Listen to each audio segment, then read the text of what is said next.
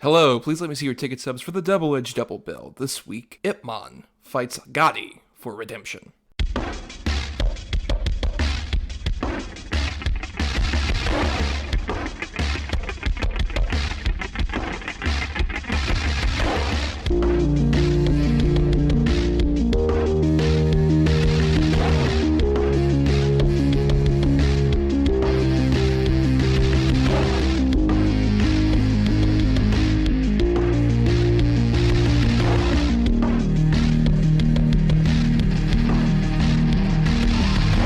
Each week, Adam Thomas and Thomas Mariani will come to the table to discuss the randomly selected yin and yang of a double feature. Then, both will have to pick a number between 1 and 10 in order to seal their fates for the next episode. One will have 2 good movies, the other 2 bad ones. Let the chaos begin. I am Thomas Mariani, and I gotta tell you, Double Edged Double Bill is the greatest podcast in the world. And I am Adam Thomas, and what you just did was so weird. Oh my god, it's so crazy. What are you doing? I'm a mobster over here. No, Benny Boom Bots. Oh, can't believe it. Up your nose with a twirling lawnmower. Oh. Welcome everyone to the Double Edged Double Bill, where every week Adam and I cover a good and a bad feature that we pick at the end of the previous episode randomly. And it's interesting, Adam, we're doing something here that most new listeners, especially maybe those on Talk Film Society, might not be aware this is part of a tradition that we do about every 50 episodes or so. This is a very special, unique to Double Edged Double Bill as a concept. Is it? I don't know. I don't pay attention. No, it's not. All the podcasts aren't doing this. It's not. There's no WTF redemption. Just like, who's a shitty guest I can get back on? Pow! Yeah, for sure. This is one of my most anticipated episodes. Honestly, I love doing this. I think it's because for every movie we've covered, there's one that has just sort of fallen by the wayside in both categories, and a lot of times we never go back to them, and this gives us an opportunity to do so. Yes, because basically, given the nature of our show, where at the end of every episode, each of us has 2 picks, either 2 bad or 2 good. We switch up on quality. By the nature of the show, one gets picked, the other one doesn't, for each of our 2 choices. So yeah, this is our chance to give them a bit of a redemption, a chance at the spotlight, especially whenever we do these, which is about, like I said, every 50 episodes, I like to spotlight ones that I know we won't likely cover in other circumstances. Usually ones where it just feels like, oh, we might not get a chance to go back to that. Or maybe in the case of Gotti, one that's just like the one that got away. Like Gotti was honestly one where we did that for a John Travolta episode. That was one of the choices I had. And it just slipped through my grasp. I'm like, one day we will cover this. And lo and behold, that day is tonight. It's come. The day is here. The day of reckoning. Has come for you. But yeah, it's very interesting to do, especially, I'd say with your choice, it's more of the former thing. With Ip Man, which is your good pick that you had for the first martial arts episode we did, it's unlikely we'll ever really have a chance to cover Ip Man again, because we've done 2 martial arts episodes, and There's not a lot of other context to where that would work.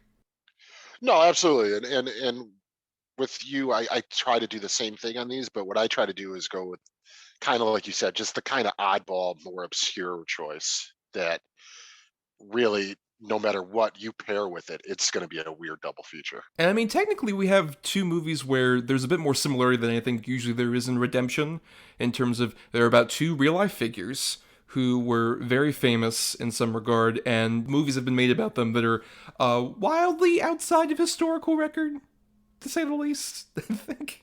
Yeah, and I'd almost say Gotti's probably even the more crazy one. That's true. Even though there aren't elaborate martial arts sequences that I'm sure Travolta totally would have done. No, they're both very odd films based around actual figures that existed. Yep, and one of them stars John Travolta. Yep. But let's go ahead and start then with our good pick that doesn't star John Travolta, of Ip Man. When Japan invaded China, they ruled with a deadly fist. Many rose to fight against them. But only one man had the secret. A warrior legend.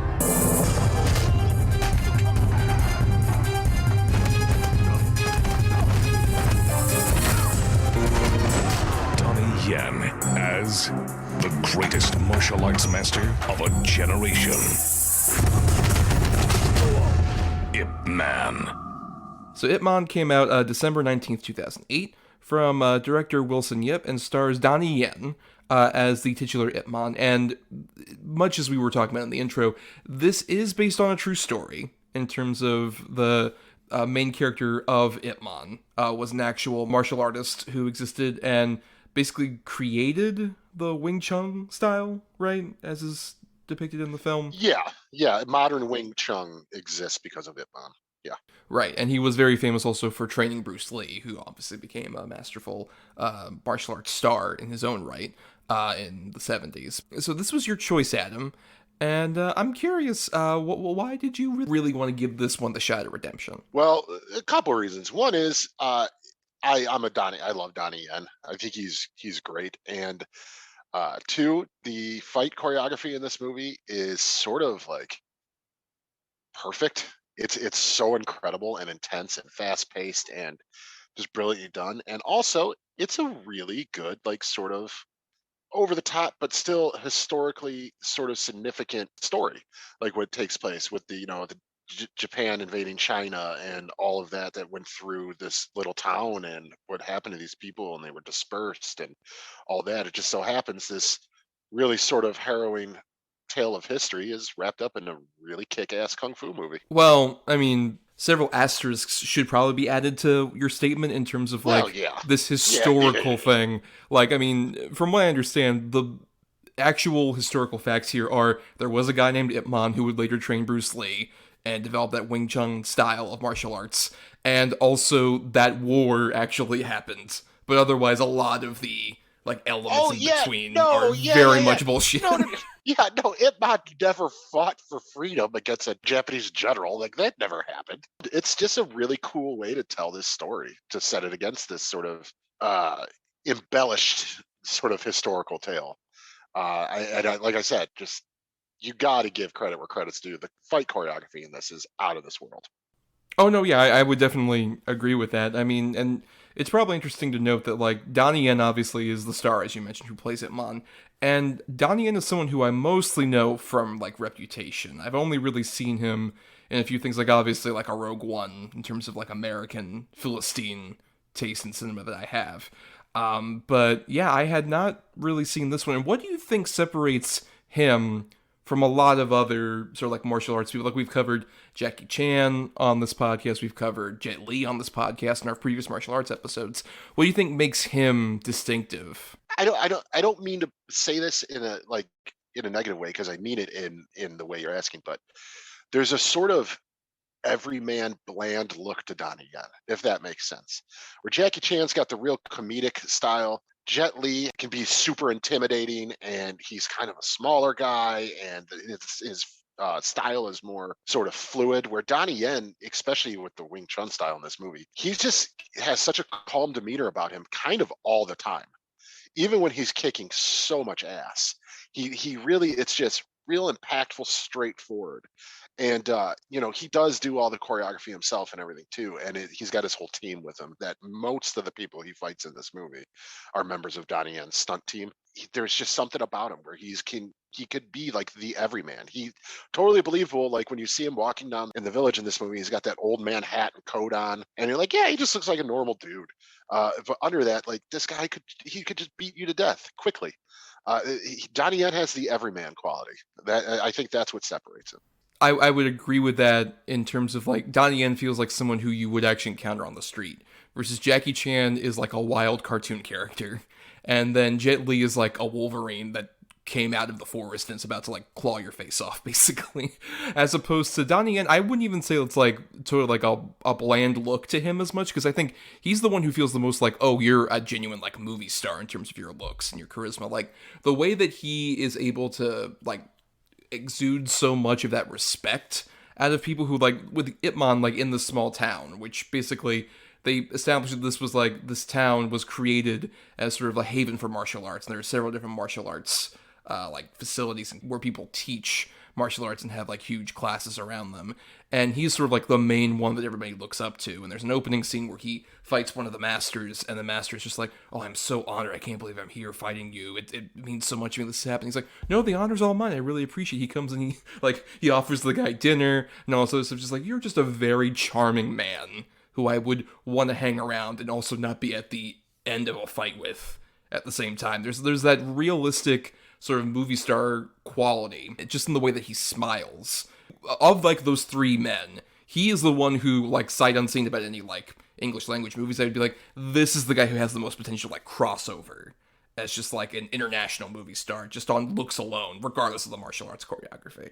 Yeah, I think that's very accurate. You got to figure too. He's probably been in a couple more things than you realize you've seen him in as well. A lot of people don't realize. Like, yes, of course, Rogue One is his most famous role, I say, inarguably, at least over here. But he was also, Snowman in Blade 2, and he's Right. also the main heavy in Triple X3. Right, and he was also in Hero with Jet Li, of course. And Yeah, stuff of like that, course. Yeah, he pops up kind of all over the place. But dude, can anybody punch faster more times than Donnie Yen? I don't know. Like, it's like a jackhammer going off on you when he's hitting you. And the other thing too, like you've seen in a lot of movies, Jet Li does it all the time. Jackie Chan's done it all the time, where it'll be like one man versus 10. And Jackie Chan, it's always, he's using a furniture or a car door or whatever's in the vicinity to fight them all off. Jet Li is kind of one at a time, one at a time, one at a time. His choreography is so incredible. Like, he's fighting 5 guys at one time in this. He's interacting with all of them at the same time. It's unlike anything I've ever seen. But yeah, I think you're right. I think Donnie Yen has the most mainstream look about him, where he, like we said, he's the everyman, but he's also incredibly handsome, incredibly charming. But when he's kicking ass, you're like, oh, this guy's terrifying. I don't know that he ever really wanted to be a huge sort of mainstream Hollywood star, because he's built quite the huge career and reputation for himself, in China. Like, he's a huge deal over there. Yeah, I think the person I would equate him to in terms of like an American version, obviously me with my sensibilities, I kept thinking this whole time watching this movie, just like, this dude's like Gene Kelly in terms of how much it feels like effortless. Like, as opposed to a Jackie Chan, you see the effort. He's like huffing and puffing in a really great way that totally works for his kind of, style of like action choreography. As opposed to Donnie Yen, just like moves with this fluidity that is so unbridled, but also he has this like I said, that movie star charm at the same time that makes it feel like, oh, he's not actually like horribly aching from doing like these big choreographed things. Just like, no, I'm just chill. I'm doing this like, it's a Tuesday, as opposed to like Jackie Chan shows the effort. Yeah, and also, and on the flip side with Jet Li, there's a lot of yelling and sort of screaming and loud noises when he's executing his moves. Donnie Yen's virtually silent when he's fighting.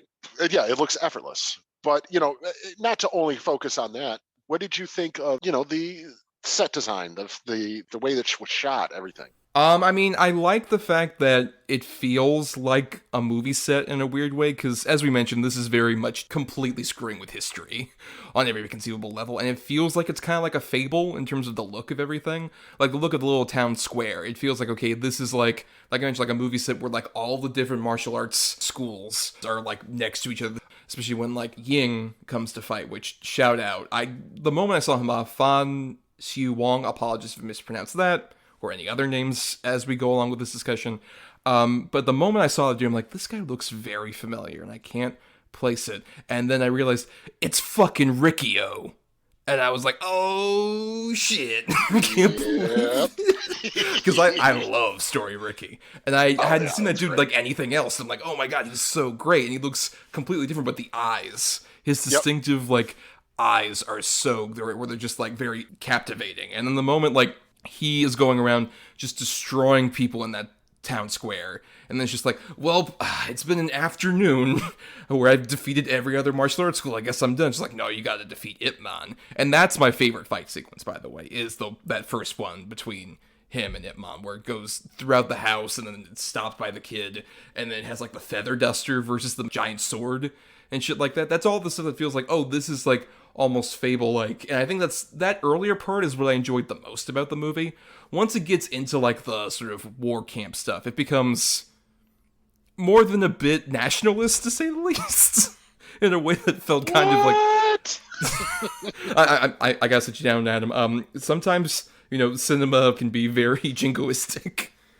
Oh man, I did not pick up on that at all. Wheels? No, I completely agree with you. I think the beginning stuff is my favorite stuff as well. It does feel like this weird martial arts fable. I love the idea that there's this little town square that's like martial arts street, basically. I think that's even kind of what they call it. It's great, and yeah, that fight between Riccio and Donnie Yen is probably my favorite one too, because not only is it just two completely different styles going against each other. One who's real aggressive and then kind of calm Donnie Yen. But there's also just how funny is it? I'll pay for it. Like when he breaks the pot and stuff. And he's like, good. And then does again. I'll pay. Like it's so funny because it's just and like even when he defeats the master in the beginning, it's just this weird sort of respect that they have for each other as they're even trying to like really physically hurt each other, and it's just super fun and kind of goofy and a little comedic at the same time, but ultimately just super exciting to watch. Down to my favorite side character in this is Yuan, who is this guy who we initially see like flying a kite, and we're like, oh, that probably belongs to a child of some sort, as opposed to this grown-ass man fucking shows up and looks like a Dickensian orphan. And we later see him as his brother is just like, oh, I can't believe you're doing this. And Wang Yunam plays Yuan as just this guy, just like, why is it so bad that I'm pointing out the Grandmaster got destroyed? Just like, what about embarrassment? What's embarrassment? What are you talking about? It's like, how old are you? What the fuck is this? Yeah, I know. And then he becomes an axe-wielding gang member, which is so fucking great. It's great. And I love, when Ip Man stops him, he's like, what is this? What are you doing? I'm a robber. He's a robber. Nobody says that but children. Like the final fight scene, with Ip Man and the general and stuff, it's so ridiculously over the top. I mean, obviously, Ip Man just kicks the living shit out of him, but just the idea, it's so silly that, like you said, Chinese martial arts prevails over Japanese martial arts. So basically, China wins over Japan no matter what, China. And, even all the villagers storm and take back the town. And, the one guy who was like kind of the traitorous policeman kills the other guy. Like, it just gets so crazy. Yeah, especially Colonel Sato, the Japanese like second in command guy, who's just like, I don't care what anybody says. I don't care if my general has any kind of honor. I'm gonna fucking murder you if you win. No, yeah, he's the quintessential sort of like weaselly right hand guy. Just the way he acts, he's just outbursts of aggression, the smile he's got on. The way that he pulls out the gun at the end, just like, I can't take this. Yeah, no, you can't win. Yep. Or when he's got the little boy's going like bang bang, and he's walking towards him with the gun all hunched over. Like this fucking guy. Yeah, it's a pretty interesting depiction of a villain.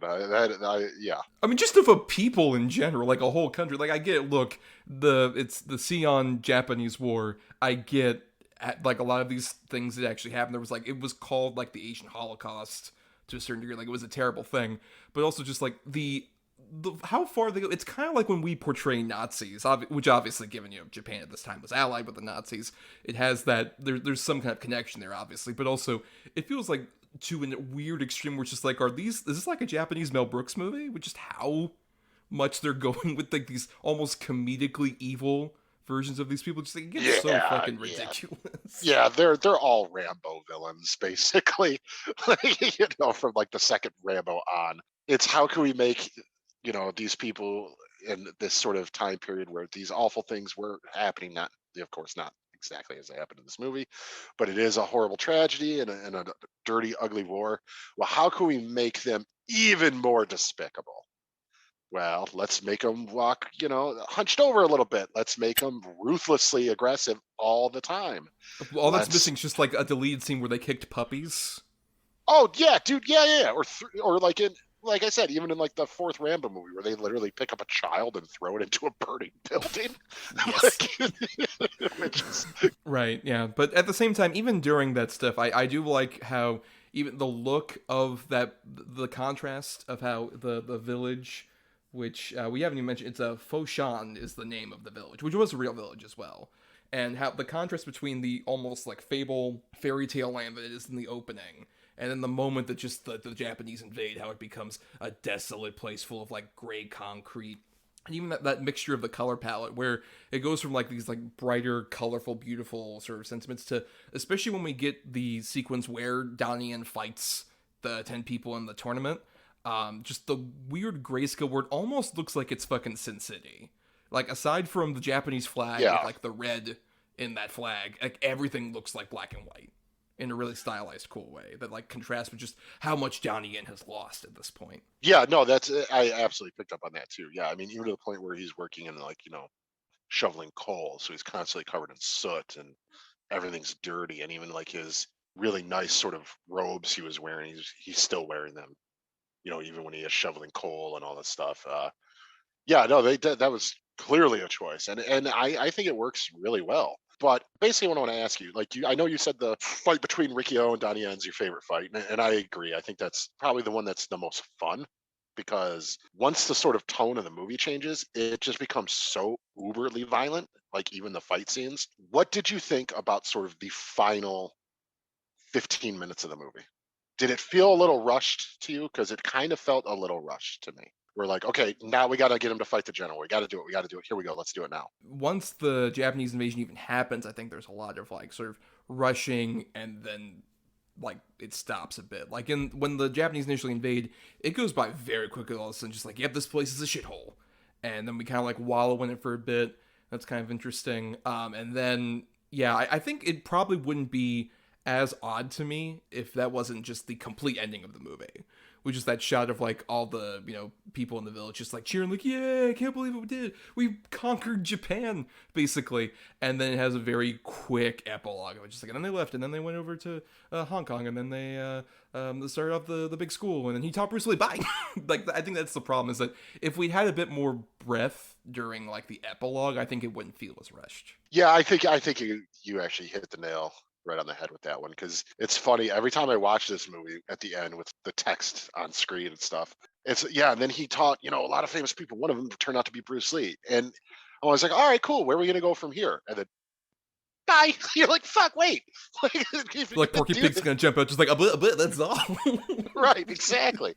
No, it does. It ends on such like a harsh cut almost. It's kind of odd. Well, and to be fair, Adam, there were plenty of follow-ups as well, because I know this has had a couple sequels. And have you seen any of those? How do those compare maybe to this? I've seen the second one, and I think the fourth one, whichever one Mike Tyson's in. That might be the third one. I'm not 100% sure, but they're fine. This one's the best one. I mean, because the sort of sequels really sort of just rely on simply the martial arts aspect of it all. It's more fighting, less story. But yeah, they're fine. They're good at martial arts movies. I mean, I won't take that away from them. But there's not a lot of meat on the bone on those ones. At the same time that I agree that I think this one has a weird ending point, this still feels like a contained story. In terms of just like, oh, this is the story of a man who had become like this martial arts person and was so well respected, and we get a sense of like what he means to the town, and then how everything gets taken away from him once the Japanese invade. We get a full at least arc for him really realizing, especially I like the whole factor that he doesn't want to owe anybody favors.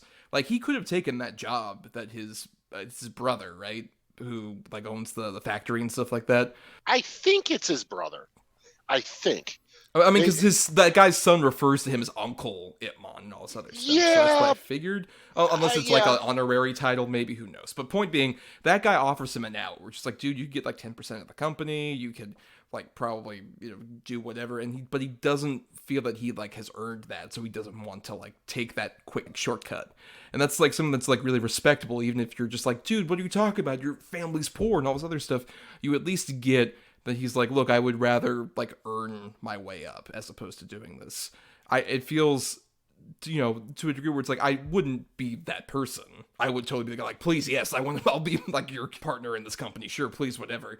But I get why he would do that at the same time. And I get his eventual progression to being like, well, what matters more than like even any of that kind of pulling up my bootstraps or whatever is my family. That's the first thing that matters to any degree, and how he realizes that after a certain point. I think that's at least like a complete arc to where like this movie stands on its own pretty well. Yeah, I definitely agree. He's not just the stoic martial artist. There's more to the character. They really did make an effort to give him sort of a reasonable character arc. Like, it's not just, martial artist down on his luck fights to get back. There's a lot of conflict there with him. And yeah, I definitely appreciate that, because I've seen it go the other way too, where it's just martial artist down on his luck, blah blah blah, starts fighting again, earns the respect back of everyone, good to go. Yeah, I also really like the relationship he even has with his wife, where there is like a bit more of that turmoil in a way that just from the limited amount of stuff I've seen with martial arts movies isn't really that exemplified. It's just like, oh, the actual toil that takes on like keeping you away from your family and all this other stuff in a way where like it makes it also believable that, like, Donnie Yen is the only person where I feel like he would believably have been married to somebody, as opposed to Jackie Chan seems like a very fun fling that you would like have like your initial romance with, and it's just like, no, I can't settle down with Jackie Chan. He's like flipping over himself. Or Jet Li's just like, he might murder me in my sleep. I don't know. He's like a very intense person I can't spend my life with. Donnie Yen 100% feels more like that. And his relationship with it's Lin Hung is the actress's name, And she's good. She's really good in it too. I like her sort of, the way she constantly giving him shit. Like, you need to spend time with your son. Like, I don't enough of this shit. Like, your son's ignoring you because you don't talk to him. You don't spend time with him. But then she also is like, realizes how important sort of his position is too, up to the point where Rikio comes in and he storms the house, and he's Donnie Yen's like, no, I'm not gonna fight you, thank you, but I'm not gonna fight you. And Rikio keeps talking shit, and she just looks at Donnie Yen's like, just don't destroy all my stuff. Like, it's pretty cool. Like, it's yeah, I really like her character in this. Well, and you kind of mentioned that you maybe agree with me about that one fight with the feather duster and everything being your favorite, but is there another fight you really want to spotlight we maybe haven't mentioned, or like some moment in one of these fights we haven't mentioned, being the martial arts enthusiast you are? Well, like I said, I love the 1-on-10 fight quite a bit. It's so intense right from the get and does not let up. I mean, it is full on just movement. Like, there's no real breaths in between it. He just dismantles all 10 of these guys in pretty vicious ways. Like, my favorite moment of that is where he takes the guy's arm and then rolls over his body and snaps it.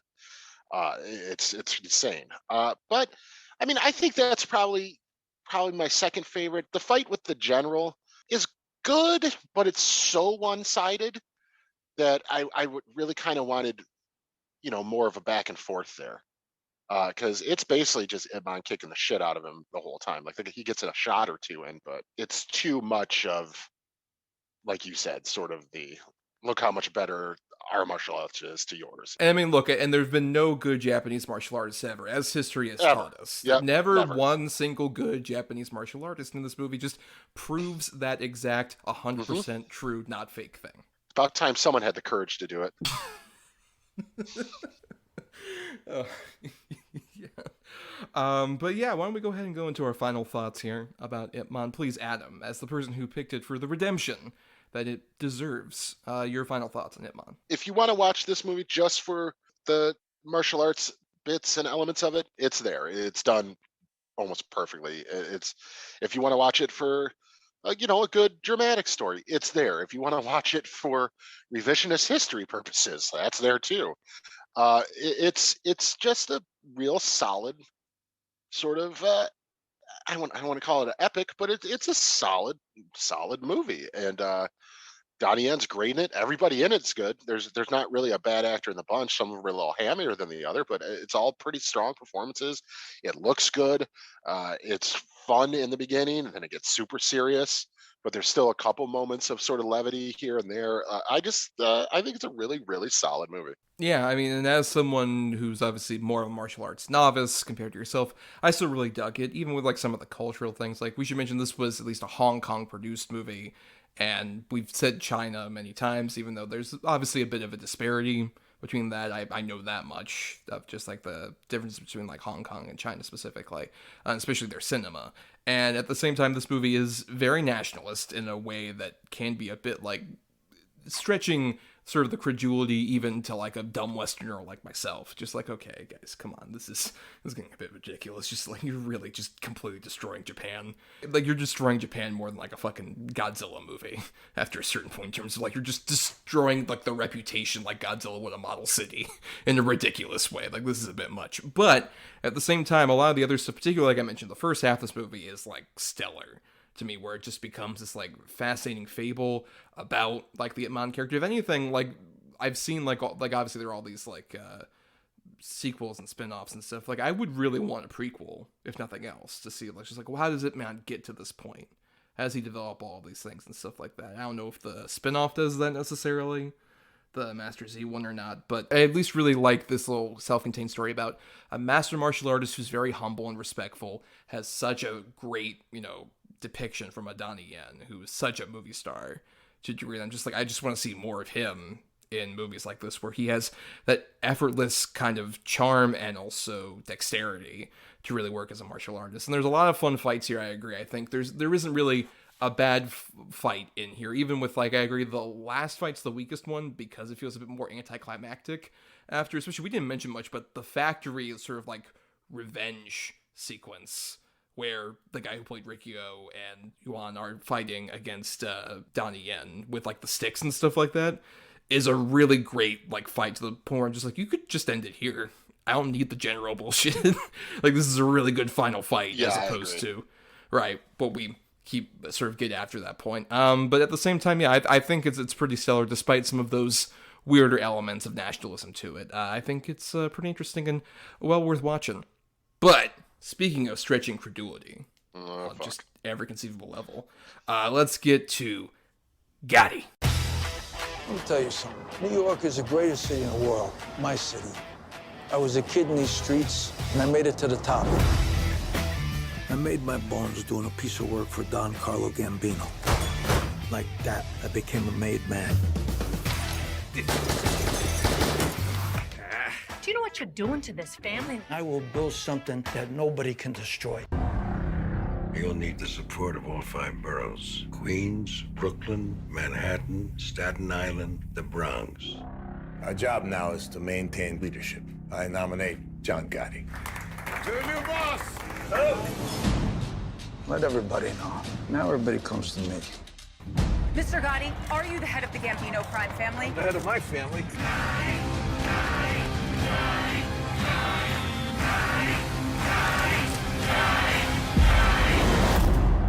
We walk together and we fall together. This is the life. So Gotti came out on June 15th, 2018, and is an interesting film for sort of the weird production history behind it, where this was in the making for about a decade. And, because it's about, obviously, John Gotti, who was a real-life mobster in New York, and a fascinating figure to make a movie about. And to the point where Barry Levinson, Joe Johnston, Nick Cassavetes were all trying to make it at different points, with people like Al Pacino, Lindsay Lohan, Chaz Palminteri, and Ben Foster were like all involved at some point. Even Joe Pesci was going to play the Angelo Ruggiero part and gained weight for it. And then during the weird production schedule of all this, they said like, oh, actually, we've found someone else who fits that part a bit better. Can you play this other part? It's like, I gained 30 pounds, motherfucker. And then they had to pay him $3 million. But eventually it happened with master auteur Kevin Connolly. E from Entourage is the director of this film. And is written by Lem Dobbs, who's written stuff that we've covered, like The Limey, but also Leo Rossi, who's mostly an actor. He's in this movie as like sort of John Gotti's like right-hand man that isn't Angelo. Like, do you recognize that guy? Do you know where that guy's from? At least we would know. Yeah, I do. What is it? He's the sleazy paramedic in Halloween 2. Who just like, He's that guy. Yeah. This movie has such a bizarre way it treats John Gotti, who was like, from what I understand, like he was a real mobster. He was very much appreciated in New York from the communities that he like actually tried to help. But at the same time, obviously he was a mobster who had so many ties that he was constantly under threat of the law at this time. He's an interesting figure to make a movie about. And this movie weirdly lionizes him without depicting at least like that part where he really helped communities. He's just kind of like, oh, yo, I'm an asshole. Hey, but don't you love me? Because I'm Travolta. Hey, look at me. Now, Adam, we should point this out for anybody who might be unaware, because especially Talk Film Society folks might not know. You have a special hatred for star John Travolta. You loathe this man. We did a whole episode a couple years ago where we talked about him, and you loathe him entirely. So I'm sure you had a great experience watching Gotti. Oh, absolutely. I mean, he just electrified. No, he's fucking terrible. I hate his smug face, and it's even more smug in this because he's like trying to play this really cool version of John Gotti. Like the way the movie opens with, you either go out in jail or you die. I did both. You're like, oh, fuck me. And it just, no, he's terrible. He's terrible in this movie. He's terrible in everything he's in. Like, I know the guy is in real life has suffered a lot of tragedy, you know, obviously even with his wife being in this one. Right, Kelly Preston, this is her last movie before her she final passed role. away. Right. You know, all that stuff. But still, I cannot stand him as an actor. I think he's just so over the top and just does not have the ability to pull off most of the roles he's given. Other than I honestly Get Shorty. Other than that, I'm pretty much. Oh, and then the one, the noise one. I always forget the name of it. Oh, Blowout, or I mean, the Pulp Fiction, Carrie. I think there's a handful. There's a handful. I would argue. I think even like this ain't one of them. Well, no, this ain't one of them. And the frustrating thing is, like, around the same time, he was in the People vs. O.J. American Crime Story miniseries.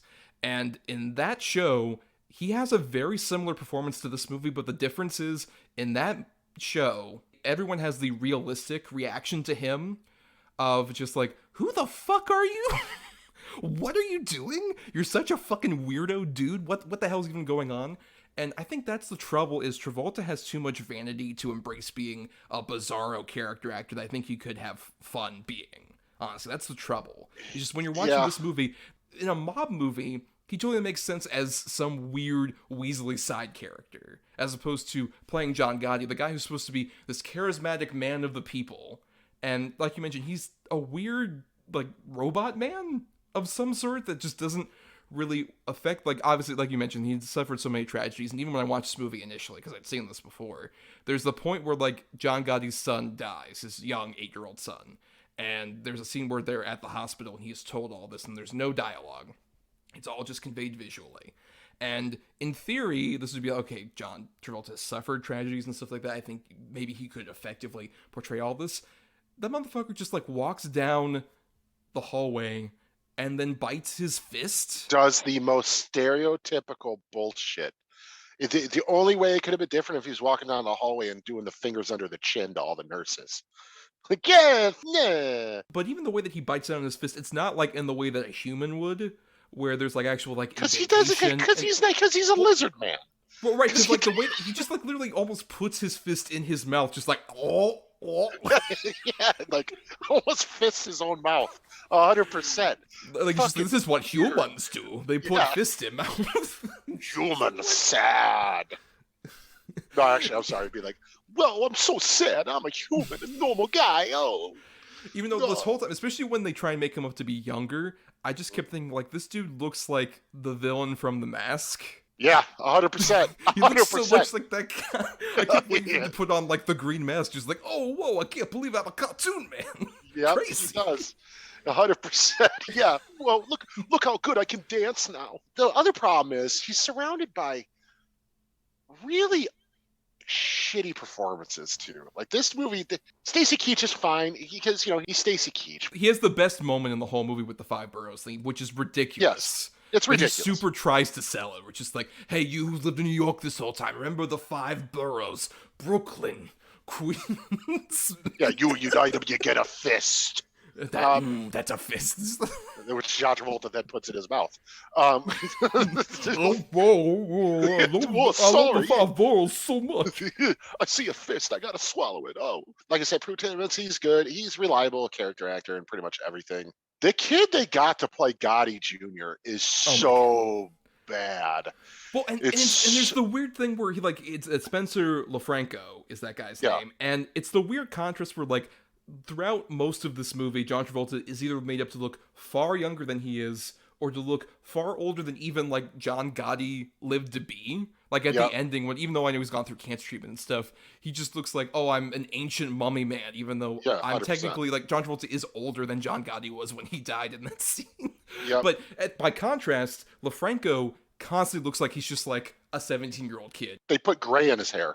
That's it. Right, they put a bit, but it's baby powder gray. Oh yeah, 100%. That's exactly what it is. Especially when they there's the point where he's gone through all the trials at the very end, and he's just oh, I'm free, and they actually flip to a photo of the real John Gotti Jr. Just whoa. I know, big difference. And the other thing too, one, could you slick back his hair any harder? It's to the point where his hair is slicked back so bad it makes the top of his head look flat. And then he's got the sides that are completely different color than the top of his hair. They just dyed the top that's slicked back black. And the sides of her hair is a darker brown. It's like an optical illusion, this kid. And then when he's in fucking prison talking to Gotti, the last time they see him, his hair's all spiky and he's got glasses. He's wearing a suit that's way too big for him. I didn't even realize it. The movie starts with that. I'm oh, what is this? His 16-year-old son? No, he's supposed to be 40 at that point. What the fuck is happening? This movie is ridiculous. I think that's the thing is in terms of the way that it actually is supposed to quote unquote feel like a movie. I think cinematography wise, it supposedly looks like a real movie. They got good cameras, but then everything else around it just feels it's so fucking cheap looking at every single turn. There's the point where they go to the club and they're playing the disco music, and they're introduced the one guy who's gonna rat him out later on, and the club is supposed to look it's this big bustling club where everyone's hanging out, and it looks like a fucking family restaurant that they just gussied up with a disco ball. Yeah, dude, 100%. It's Denny's with a disco ball and some garland hanging around the poles. It's so cheap looking, and I don't even look. The needle drops in this movie. Every choice is so weird. The fact that they have the Shaft theme. Well, right. There's 1/3 of it that is pop music that doesn't make any sense from around that vague time that it's set in. Then there's 1/3 of it that's what you would expect from one of these mobster movies, like Frank Sinatra, Super Italian Music, all this other bullshit. And the other third is Pitbull. There are 5 Pitbull songs in this fucking movie. Why? He's not even Italian. I don't. Why? No, the A. Mi Familia, Pitbull. Yeah, they can try if they want. Worldwide. Dolly. It's so stupid. It's so fucking stupid. And then it's a Depeche Mode song shows up out of nowhere. Oh my God. Why is this in here? Well, fucking Heart of Glass shows up just what? Yes, dude. What the fuck is going on? And the thing is, I will say this. This movie is not boring. No.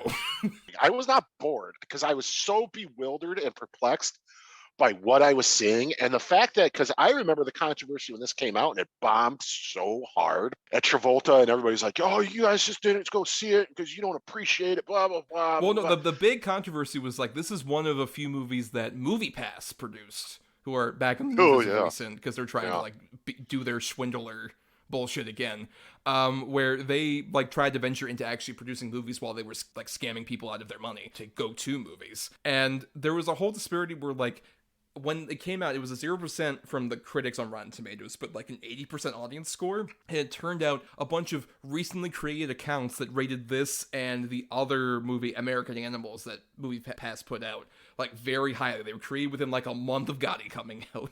And they just really praised this movie somehow. I wonder, is MoviePass maybe trying to inflate the numbers over there? But no, it's the critics, because they put out a bunch of fucking ads or audiences loved Gotti, but critics don't want you to see it. Oh, that's right.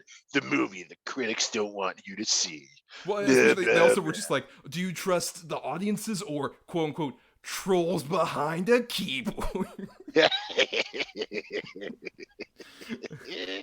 I'll tell as you a right troll now, behind a keyboard right here, I was gonna this was say, fucking terrible. those trolls behind the keyboard were very, very correct. You should not see this movie. Oh man, it made me laugh so hard. The scene where the son just died, and like the John Gotti Jr. comes home. He's like, "Hey, you got to be strong for your mother. She needs you right now. You don't cry. Hey, you be a fucking man. Hey, hey." And then the kid's in bed. You just hear John Travolta wailing. He sees him sitting in the chair, and it's just John Travolta.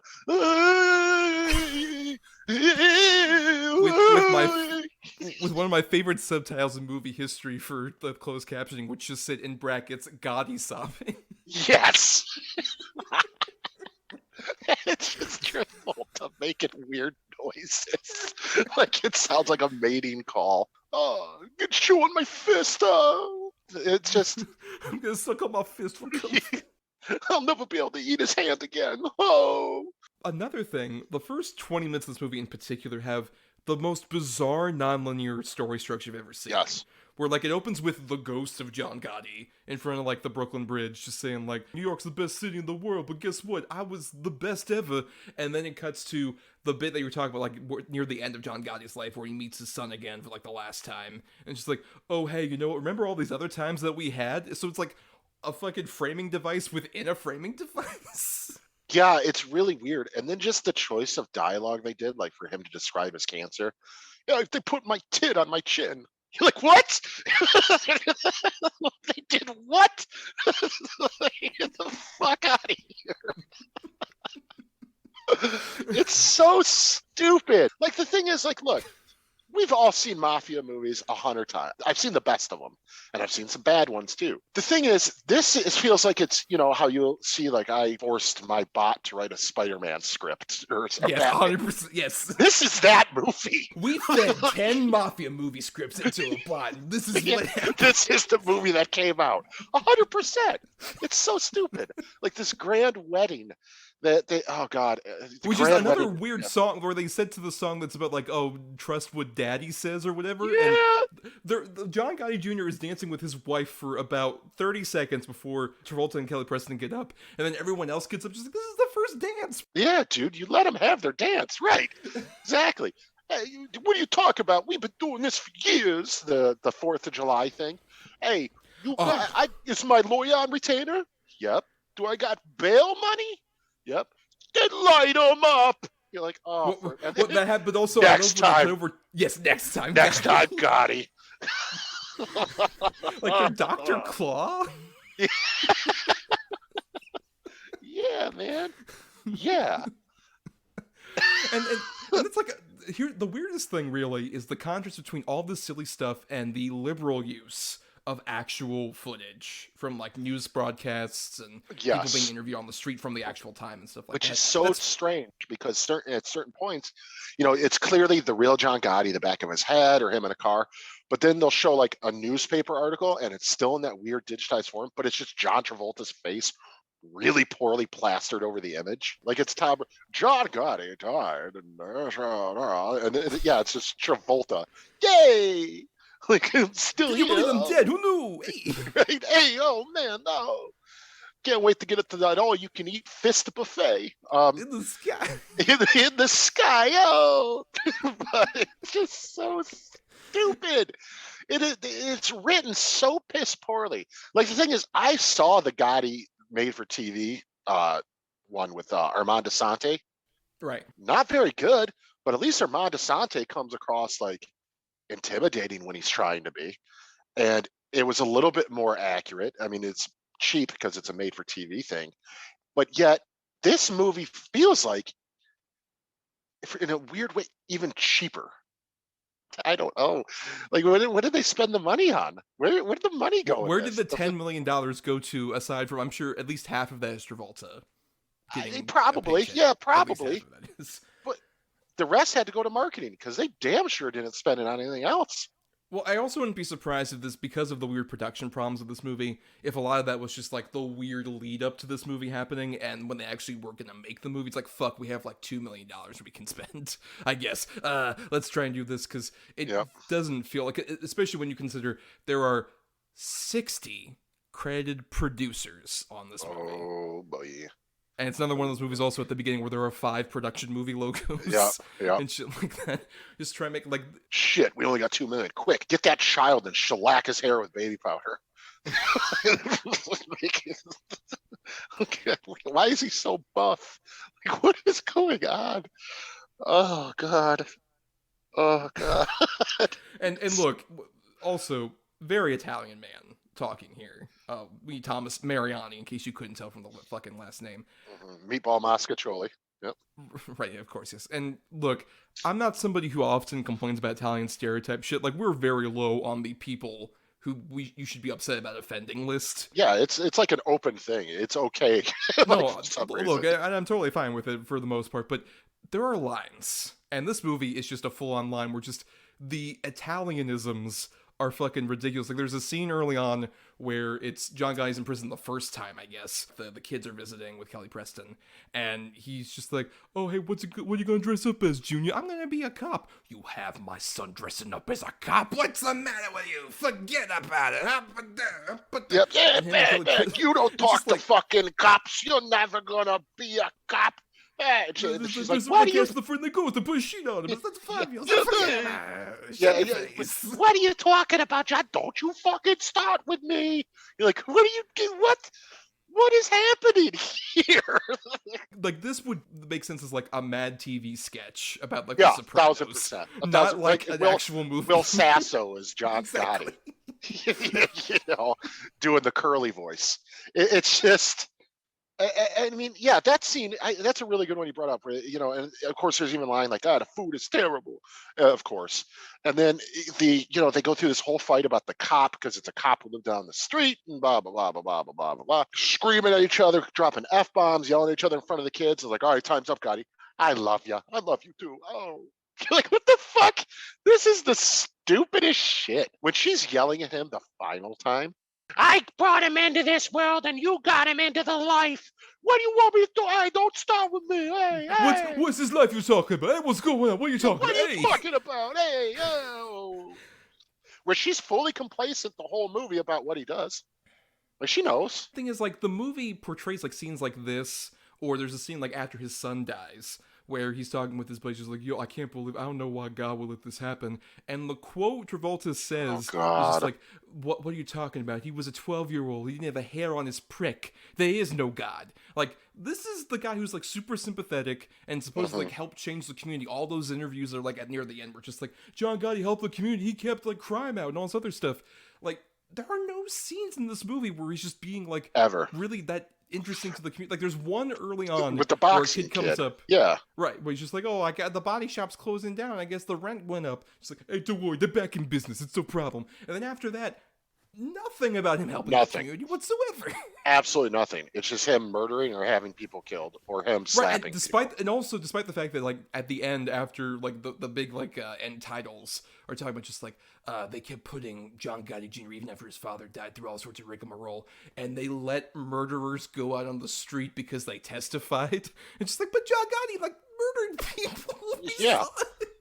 We saw it. John Gotti Jr. killed a guy in a bar in the movie. Leo Rossi killed people while wearing the weird like Russian winter hat in like the polo guy. My favorite terrible scene in this movie is that guy killing Paulie, the big mobster guy, and just the fucking opera music like Ave Maria. It's like the worst cuts to like, oh, someone slumped over on the street with like CG blood on their face. Oh, it's so bad. Yeah, he'll be here in a minute. He's already here. We gotta go. Oh, what's with the hats? What they see our faces? They only remember the hats. You're goddamn right. Because what the fuck was that about? It looked like the hat from Seinfeld. The only person who delivers a semi-decent performance is Pruitt Taylor Vince, who plays like good. Supposedly the best friend of John Gotti, Angela Gregorio. Just like, oh, this guy who was like they were such best buddies. And anytime they are in a scene together, it's Pruitt Taylor Vince being a human, and John Travolta being the weird alien man that John Gotti is depicted as in this movie. And it's just like, in no world can I believe these two were ever friends of any sort. Or of the same age. Or the same species. Yeah, or the same species. Hey, is he up yet? You, I give up, you try. Yeah, you seen this fucking shit? You're like, why? It's so over the top. And the whole scene where Pruitt Taylor Vince is trying so hard about, like, where him and Gotti are talking, just like, look, I saved your life, but the consequence is you're on the shelf forever. You can never be part of the mob again.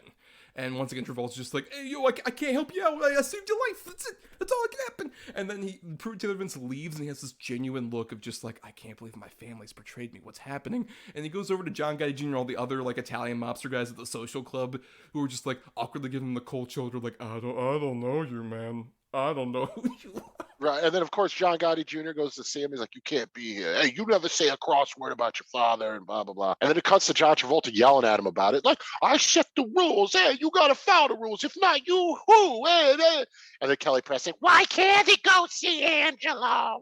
You're like, this is the stupidest shit.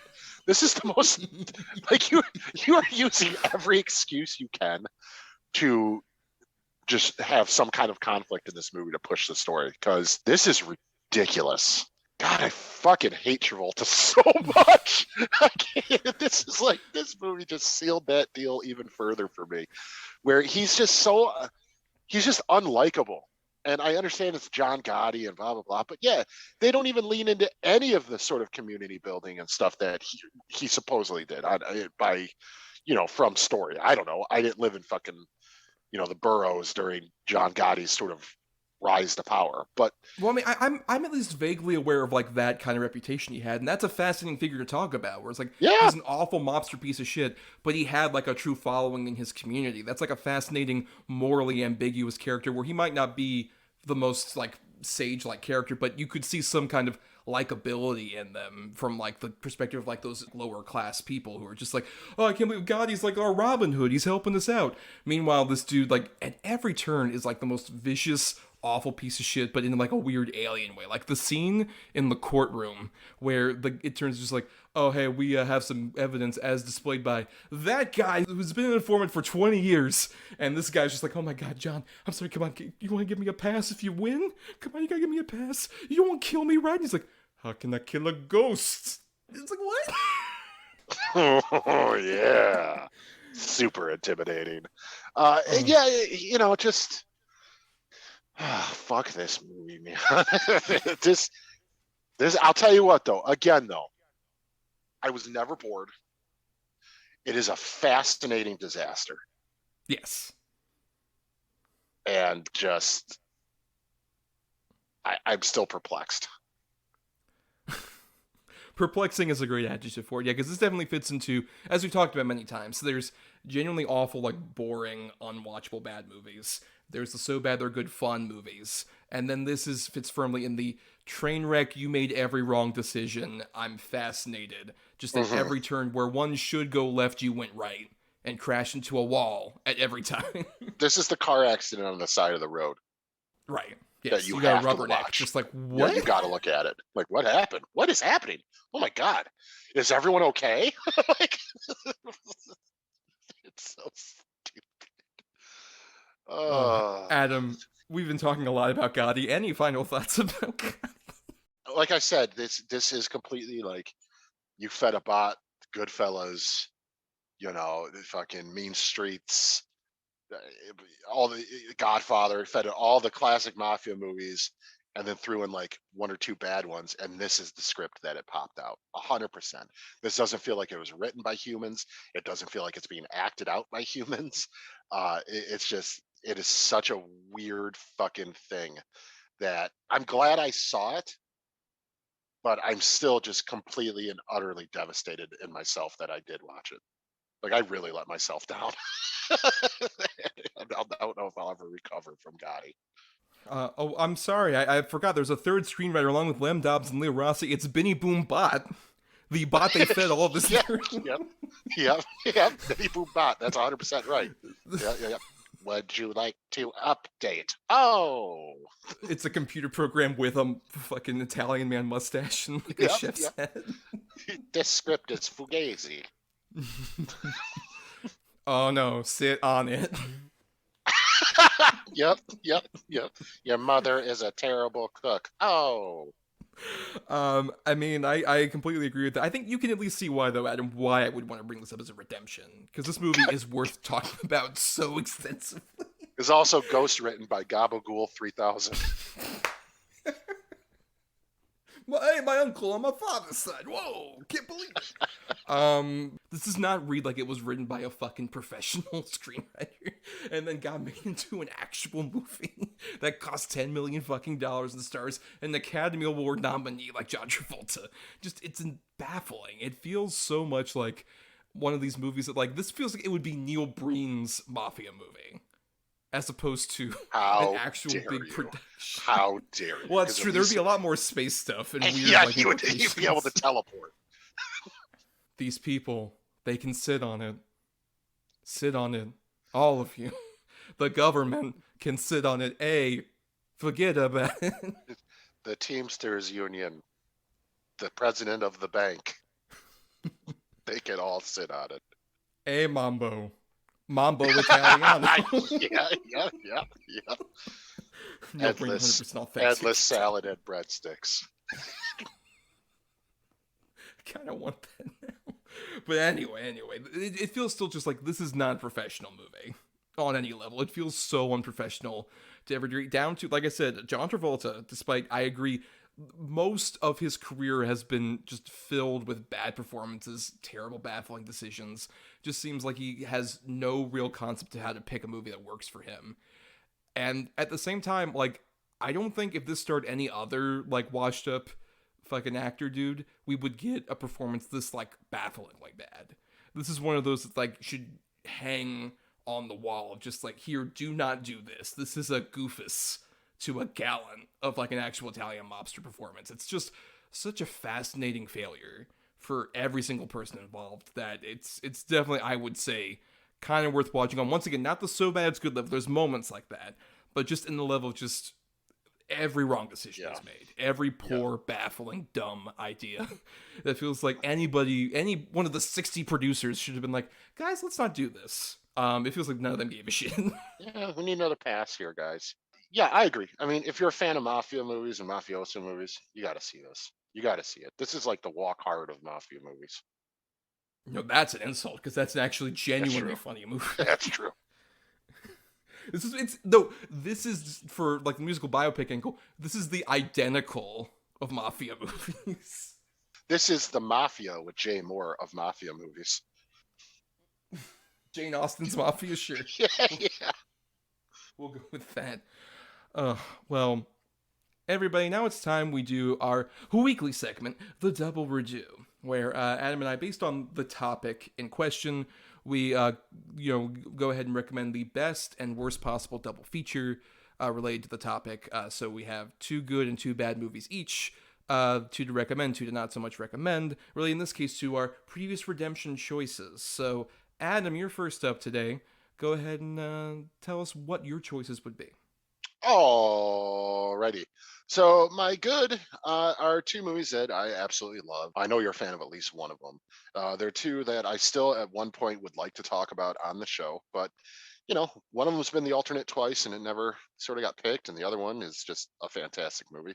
The one that's been the alternate twice and never been picked is The Secret of Nim, animated movie about the mice and the rats and the stone, and it's a wonderful, wonderful movie. I've loved it since I was a kid. I still love it. I still think it's impeccably animated, impeccably voice acted.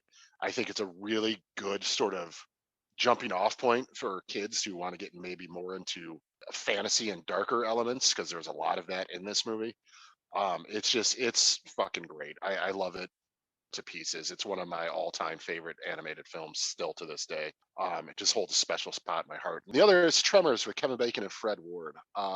It's probably the first example I can think of when I was a kid that I genuinely thought a horror movie was funny. Obviously, that's what they were going for, but it's probably the first horror comedy I can remember really latching onto, other than like Young Frankenstein and stuff like that. But that's just more outwardly comedy. But this is it's such a fun little movie about these crazy sort of ragtag group of people in this town. that have to fight these crazy underground graboids. It's wonderful. I have such a blast with this movie anytime I see it. Followed up by many sequels of very lessening quality. I mean, they steadily decline as it goes on, but I just think this is a perfect movie. And then for my bad, briefly, they're both actually genre films. I didn't realize that until like literally today. But I have Tusk, the Kevin Smith movie with Justin Long, the Human Walrus movie. Fucking terrible. It's so bad. It's not my least favorite of Kevin Smith's sort of newer movies. That is still Yoga Hosers 100%, Which you've covered on the show previously. which we've covered on the show, and it's a terrible film. Really good Michael Parks because he was great. I always liked him. But Johnny Depp and then fucking Justin Long, Haley Joel Osment, it's a terrible, terrible film. You could tell this is an idea that came up after smoking copious amounts of marijuana, and they thought it was a cool idea. So they're like, fuck it, let's make it. And that's exactly what this was. And it's so obvious. And then the other one is what I honestly think, and I don't think anybody would disagree, effectively killed the Tales from the Crypt movie franchise. It is the second one, the Bordello of Blood. Terrible, terrible movie. Dennis Miller and Erica Eleniak are your leads. They're both terrible. Angie Everhart as the main villain is terrible. Corey Feldman, terrible. It's a bad TNA movie for TNA's sake, which I don't have a problem with sleazy horror movies. I never have.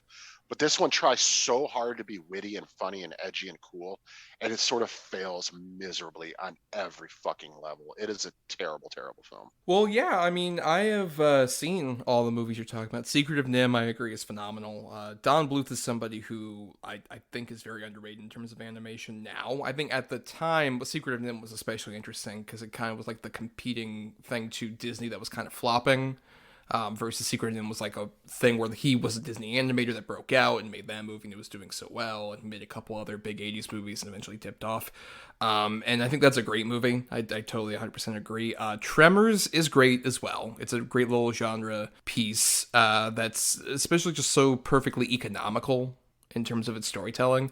And even with like the use of the graboids, that's like obviously the most expensive thing, but there's so many great little cuts around for story, and Kevin Bacon, Fred Ward are so fun. And I've been actually going through the sequels as of recent. I'm up to 4, the prequel, that was a Western. And I would say I don't think any of them are unwatchable, but I do agree that you really lose something where like Fred Ward's in the second one by himself and he's fun. But then when you just have Michael Gross, who's very endearing as that character, despite all odds with that character, it still isn't really enough to keep you going with this concept of the graboids, basically. You still got Jamie Kennedy and John Heater coming, so be prepared. That's true. I can't wait. But yeah, Tusk, we haven't covered a Kevin Smith movie since our Kevin Smith episode. If we were ever to, I think something like a Tusk would be one of the ones more fascinating to cover, because it's just like such a bizarre, weird thing that somehow exists. And it has so many baffling choices that are interesting and nothing else. I think it's slightly better than, like, Yoga Hosers because of, like, some effects work in Michael Parks, I agree. But, yeah, it's one of those movies where I was, even because of my dumb Kevin Smith obsession back in the day, I heard the podcast where he and Scott Mosier basically pitched this movie off of, like, some weird news ad. Like, I heard that fucking podcast when it came out, and I was like, oh, that's a fun discussion within a podcast. But to make a whole movie out of it is a very bad decision. And they even play that part of the podcast during the end credits and shit like that. It's just this weird, like, Kevin Smith is always kind of like circle jerky with his fans, but that is like the true, like, beginning of the end in terms of his actual, like, career as a director. Being able to separate that from him as, like, the weird Stanley showman that he's become. For whatever reason. And Bordello of Blood's really bad. Yeah, we talked about Demon Knight, which is great on the show previously.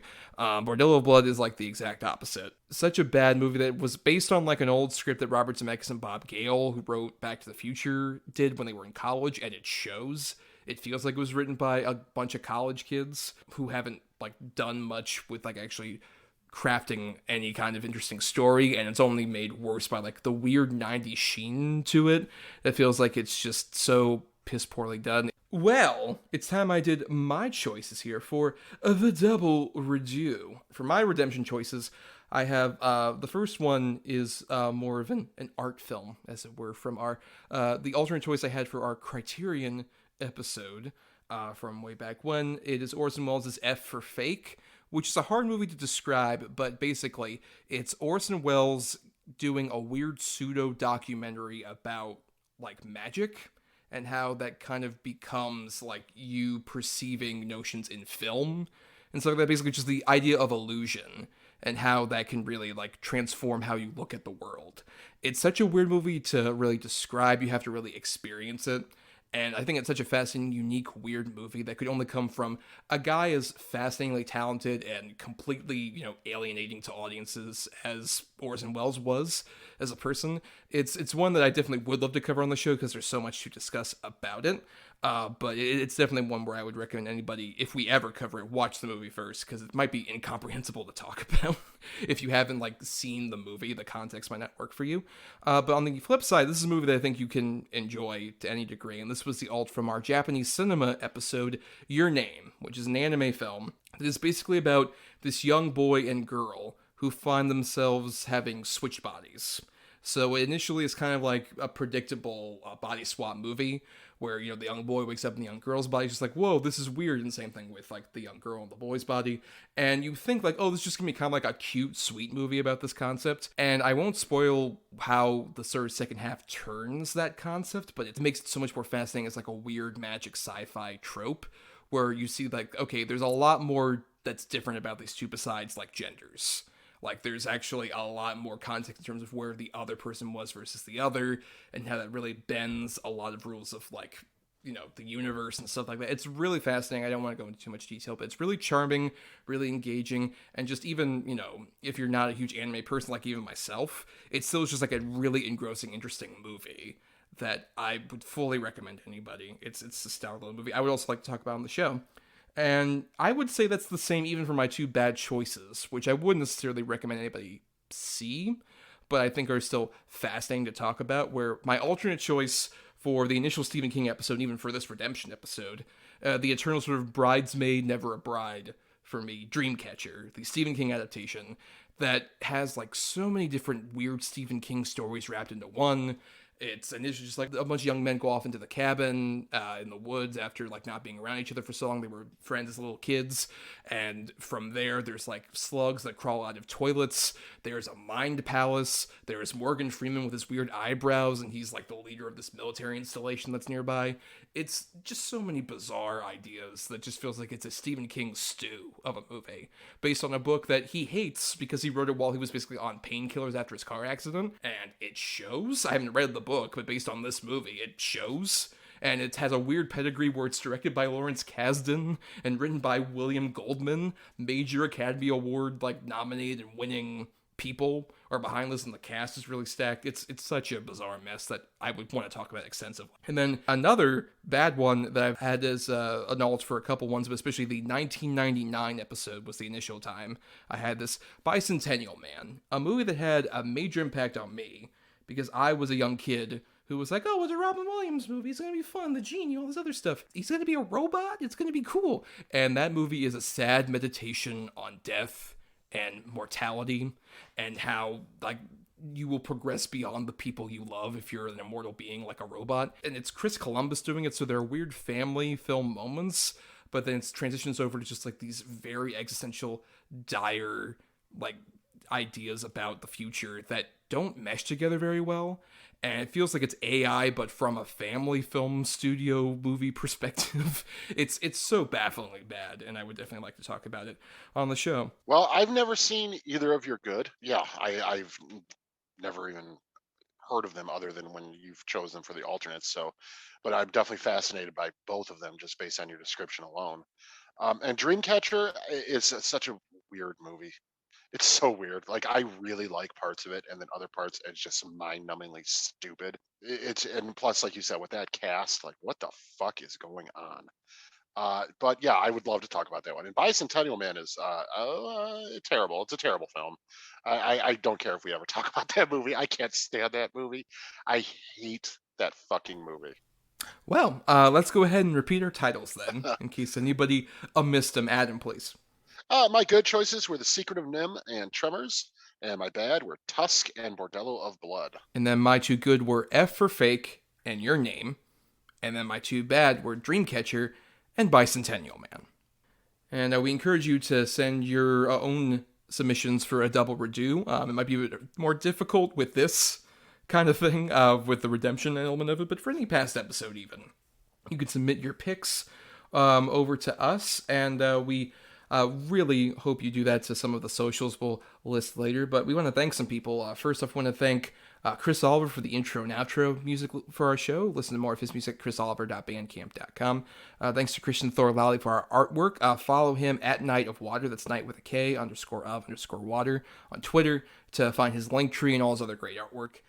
And we also want to thank our Patreon supporters, our edgelord patrons, as we call them, over at patreon.com/GETBpod for just $1 a month. You all get to listen to bonus podcasts that we record and put out there exclusively for you all, and also vote for topics we cover, or individual movies even, that we cover for the show. And we have a poll that'll be coming up the week this episode is released, where you all get to pick between two bad choices from Adam for our upcoming prequels episode. So Adam, what are your two bad picks you have for them to vote between? All right. One of these I've seen. One of these is kind of brand new. Like, it came out last year, and it's like just now available on streaming services. But the one I've seen, which is a terrible film, and I really kind of enjoy the original. There are problems with, a certain performer's accent being really weird, but I have the prequel to Carlito's Way. I have Carlito's Way Rise to Power, starring everyone's favorite Jay Hernandez, Sean B. Diddy Combs, Mario Van Peebles, and Luis Guzman. Oh boy, it is a fucking shit fest. Uh,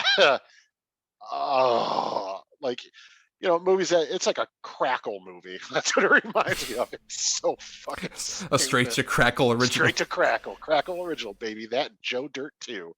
And then I also, for the one that's newer, I really am fond of the first one of this now trilogy. Second one's really bad, but there's some funny parts to it. But it's a terrible film. But I have one that is kind of being destroyed by people who are just now seeing it because, hot take, nobody saw it. I have The King's Man. Oh, yeah, so the prequel to the two Kingsman Golden Circle and Kingsman Secret Service. Yeah. That'll be interesting. I mean, I'll say this, I haven't seen the original Carlito's Way, so that would be interesting to watch that and then watch the prequel if that gets chosen. But on the other hand, Kingsman is one I remember really liking the first one and hating the second one. And so this being a thing, it'll be interesting to maybe go back to those movies and then see this prequel. So I think either way, they're both very interesting choices, but it's not up to us. It's up to the edgelord patrons out there. For just the $1, you get to vote in that poll. That'll be up this week we release the episode.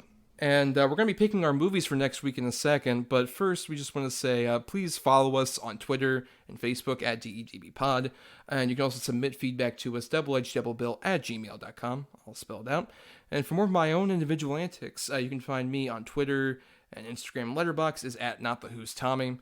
I also do some writing on both marianithomas.wordpress.com and film-cred.com. And you can find me on Twitter or Instagram at Atom or Adam. That's ATOM_or_ADAM. And Letterboxd at Schwanson, SCHWANDTSON. And also, I would like to add, there's somebody I would like to not thank. Christian Alvarez. Go fuck yourself. Special non-shout out to Christian Alvarez. Yeah, bizarro shout out. Well, for more of our antics here, you can subscribe to us on Apple Podcasts, Stitcher, and other podcasting platforms. If you're listening on Talk Film Society, you want to listen to all the other great shows on the network, but also dig into our archives and our main Podbean feed. There'll be a link in the description for the nearly 200 episodes we did before we joined Talk Film Society. And nothing else, if you can't, support the show on Patreon or any of that, the helpful way to help us out that's completely free is to rate, review, or simply share the show around, because that gets us more visibility. Yeah, it really helps us. So thank you to all that have done it. Really appreciate it, except for you, Christian Alvarez. Asterisk. Except for Christian Alvarez. Well, now, Adam, it's time we did our picking for next week's episode. And it's a doozy of an episode we should mention, because this episode right here, Redemption, usually we like to cover it as like every 50 episodes, but we held off on it a bit, one, because we wanted to have like the symmetry where you had the good pick, I had the bad pick, to reverse the last time we did Redemption. But more crucially, we have a very important milestone. Next episode is episode 200. Yes, it is episode 200. Can you believe it? No. I awake at night wondering, how could it be 200? How the fuck did we get here? How indeed. Well, we're here, and we're going to be doing something a bit interesting that we haven't done before on the show, where, we talked about Letterboxd previously, and with that app, if you're unaware, it's a movie like review and rating app where you can just catalog all the movies you've seen. And the way that we're going to do this is Adam and I each have the other person's ratings to reference for this, where I have the good and you have the bad. But the funny thing is, my two good picks are based on ratings for movies that you love, ones that you really like have rated like 5 to 4.5 stars on Letterboxd, pretty extreme. And you have the opposite for mine, where you have ones that I've rated like either 1 or a half star, very bad, hate them kind of movies. And I thought this would be interesting, just to like kind of look at each other's tastes in film and celebrate that for 200 episodes. Yeah, I think it's a really nifty idea. Super groovy. It's so groovy. So groovy. So fucking groovy. And the way that we usually do this is, since Adam has the 2 bad choices, I have the 2 good ones, we've each signed those numbers between 1 and 10, and the other person will pick a number between 1 and 10, and whichever one that gets closest to gets us our good and our bad feature. But keep in mind, there is the Godfather rule still in effect. Hey, Benny Boom Bots Gotti, Godfather rule, where Adam and I were given a single veto last May to use for basically if we hear one choice after picking number between 1 and 10 from the other person, it's like, oh, at number 5 it's blank, and we're like, you know what, I don't want to actually talk about blank, so you know what, I'll take the cannoli, and thus we don't do that choice, but we're stuck with whatever other choice at the alternate end of things. And you have used yours already, but I have to use mine by May, and we're fast approaching May, so this might be a good opportunity to use it potentially, depending on your choices. But first, Adam, for my 2 good ones, please pick them between 1 and 10. I will pick number 10. Okay. Over at number 9, I have a movie that I remember thinking was quite great, but I just haven't seen it in ages, and I know you're a big fan of it.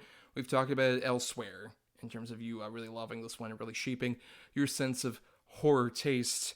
I have the original 1976 version of The Omen. Oh, fuck. Oh, fuck.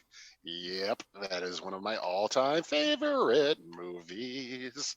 I am totally on board for that. Good job, Thomas. Hey. And then over at number 2, I have one that I know I love so dearly, and we're both big fans of. I have the original RoboCop. Oh, yeah, yeah. That's a 5-star all day, baby.